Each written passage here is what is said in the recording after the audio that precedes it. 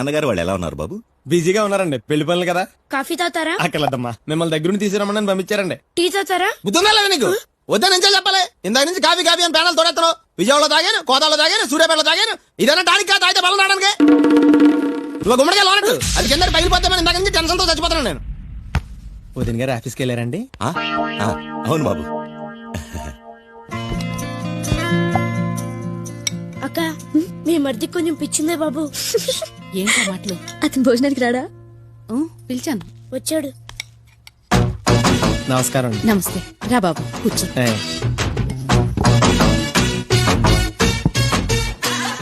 Hello. చాలండి, మిమ్మల్ని ఫోటోల్లో చూడటమే. బాగున్నారా? చాలా చెప్పాను కదా, అయినా ఒడ్డు చేస్తారండి. నేనంటే చిన్నపిల్లనా? ఎంత నాకు తెలీదా? అవి వేయండి. ఆడు మీరు ఫోటో చూసిన దగ్గర నుంచి తెగల్లో చేసేస్తున్నాడు. పప్పు చాలా బాగుంది, వదిన చేశారా? ఇదా, దీనికి కాఫీ పెడతా రాదు? పర్లేదు, అన్నయ్య కాఫీ తాగడు, ఎప్పుడు టీనే. వీడే ఇలా ఉన్నాడంటే వీడు అన్నయ్య ఎలా ఉంటాడు?